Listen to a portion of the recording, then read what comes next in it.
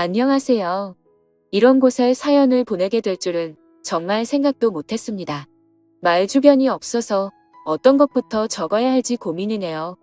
우선 저는 올해 막 34살이 된 남자입니다. 제가 아내를 만난 것은 5년 전 친구의 소개를 통해서 만나게 되었습니다. 아내는 유치원 교사를 하고 있었고 저는 지방의 조그마한 회사를 다니고 있었죠. 아내와 저희 나이 차이는 2살입니다. 아내가 27살 때 저를 만나 1년 연애를 하고 결혼을 했습니다. 아내의 집에서 제 아내는 장녀이고 밑으로 처제 한 명이 있고요. 아버님께서는 교사직을 하고 계셨습니다. 어릴 때부터 엄한 아버지 밑에서 교육을 받았지만 공부를 썩 잘하지 못했다는 아내는 특히 처제에게 열등감이 많았습니다. 처제는 공부를 잘해서 명문대를 갔거든요. 지방 전문대를 나와 유치원 교사를 하는 아내는 그런 것이 한이 맺힌 건지 항상 동생을 싫어했었죠. 그에 비해 사실 저희 집안은 아내 집에 비해서 더 평범합니다. 부모님은 평범하게 소기업 회사원 생활을 하시다가 은퇴하시고 귀농을 하셨습니다. 그런 저희 집이 못마땅한 건 장모님도 장인어른도 처제도 아니라 저희 아내였습니다. 말끝마다 저희 집안 이야기를 꺼내 기가 쪽팔린다며 처제의 코를 어떻게든 납작하게 만들어야 된다고 말하더니 저랑 사귀면서도 동료 보육교사가 클럽에서 의사를 만나서 이번에 결혼한다는 둥 허황된 이야기를 하고 있더군요. 그런 문제로 교제 당시에는 몇 번은 헤어지기도 했습니다. 돈 많은 남자 찾아가라고. 나는 내 생활에도 만족 중이고 네가 원하는 만큼 우리 집이 갑자기 부자가 되거나 할 수가 없다고요. 그때마다 일주일도 안 돼서 저를 찾아와 무릎을 꿇고 빌면서 다시 사귀자던 그녀였죠. 저도 그땐 그런 게 사랑인 줄 알았습니다. 헤어지고 나면 허무한 감정을 이기지 못해 이제 싸우고 헤어지면 다시 일주일 만에 만나는 게 정상인 것처럼 헤어진 것을 헤어진 거라 받아들이지 않게 되었던 거죠. 아내의 그런 성향을 이해했던지라 저는 더욱 열심히 일을 하였고 그렇게 모은 돈을 기반으로 아내와 결혼을 하게 되었습니다. 장인어른 장모님 두 분 다 성격도 좋으신 분들이셨고 저희 부모님은 저만 좋으면 다 된 거다라고 말씀을 해주셨죠. 처제는 아내의 말만 들으면 지독한 여자 이미지였지만 결혼할 때가 되어서 만나게 된 처제는 생각과 다르게 천사표 여자였습니다. 어디서든 당당한 여자였기에 아내가 스스로 자격지심이 많구나 싶었습니다. 그렇게 결혼을 하고 얼마 지나지 않아 처제도 결혼을 했습니다. 저희 아내 결혼할 때 처가댁에서 7천만 원을 주셨습니다. 혼수는 따로 안 하고요. 그 돈이랑 제가 모은 돈 그리고 저희 집에서 준 돈 이렇게 모아서 3억짜리 아파트 전세 구했었고요. 그리고 처제가 결혼할 때는 3천만 원 줬다고 하더군요. 근데 처제 남편 직업은 행정고시 출신의 고위공무원이었습니다.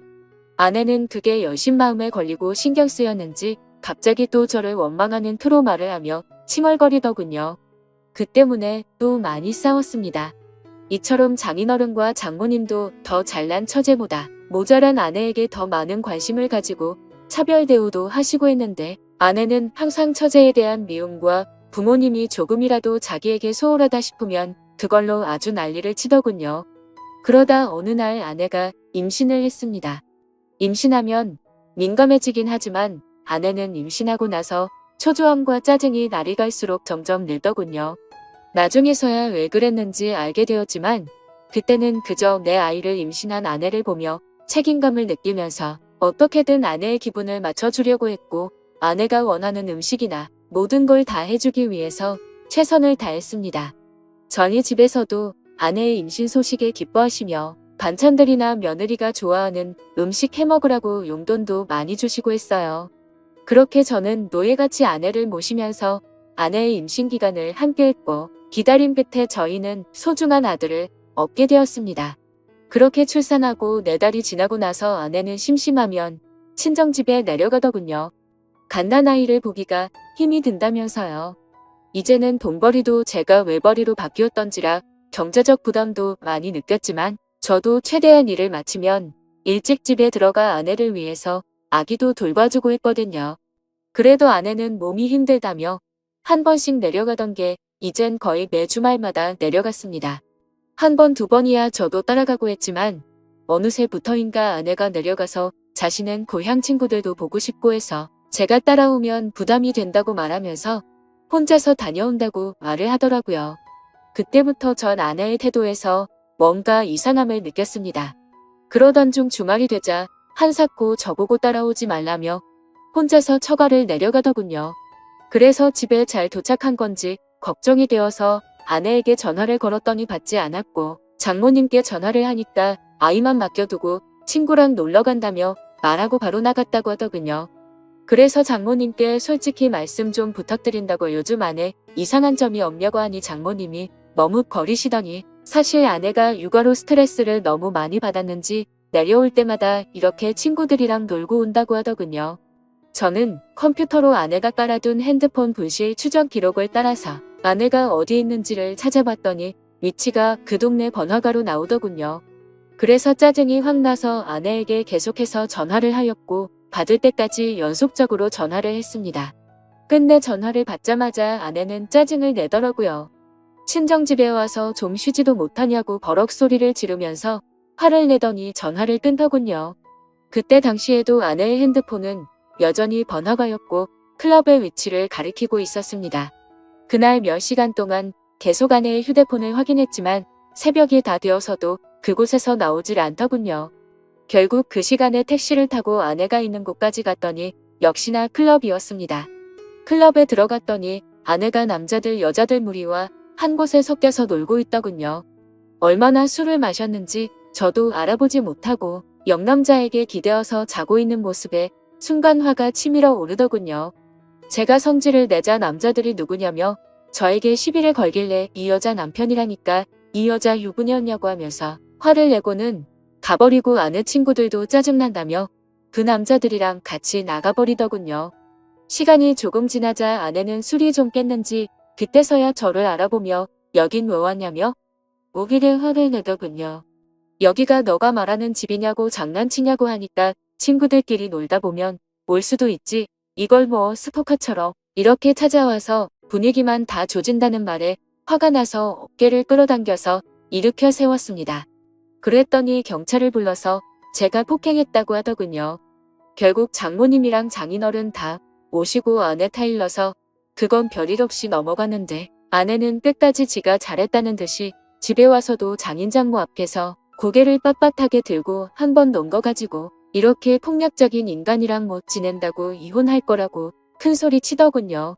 그래서 저도 그 자리에서 화가 나서 넌 나랑 신뢰하는 걸 깨버린 거라고 나한테 거짓말하고 클럽이나 다니는 년을 내가 뭘 믿고 아내로 믿냐고 했습니다.